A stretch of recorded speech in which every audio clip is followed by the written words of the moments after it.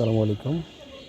এই যে এটা হচ্ছে লতিরাজ কচুর চারা। গতকালকে আমার এক ফ্রেন্ডের বাসা থেকে আর কি নিয়ে আসলাম এখানে লাগাই দিব বলে।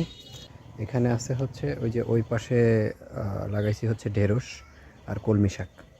এখন এইখানটা একটু নিচা, যার কারণে এই জায়গায় আর কি দিব।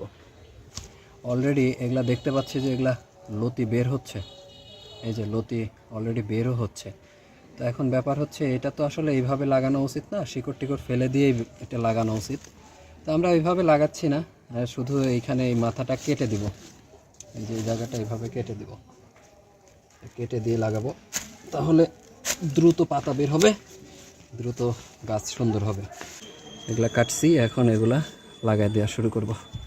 এটা লতি আছে, রেখেই দিছি, এটা যদিও কেটে দিলে ভালো হতো, রেখে দিছি, থাক হোক এই আর কি।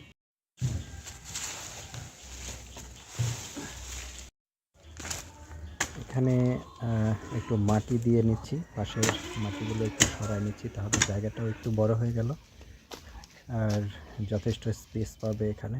এবং অবশেষে জমিটাকে প্রস্তুত করা হয়ে গেছে, এখন লাগাই দিতে হবে। বিসমিল্লাহির রহমানির রহিম।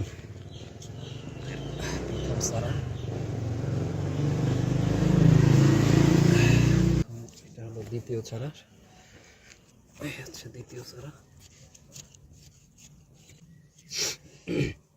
আচ্ছা, এগুলো হচ্ছে পানিতেও হয়, পানি থাকলেও হবে, না থাকলেও হবে। তো যেহেতু আমাদের এখানে বৃষ্টি হলে পানি জমে, সেক্ষেত্রে এটা আমাদের জন্য একটা প্লাস পয়েন্ট। দেখা যাক, এখন যদি পানির প্রয়োজন হয়, প্রয়োজনে পানি এখানে দিতে হবে। তবে অবশ্যই পানি দিতে হবে, কারণ এখন তো মাঝে মধ্যে বৃষ্টি হবে, সব সময় তো আর বৃষ্টি হবে না।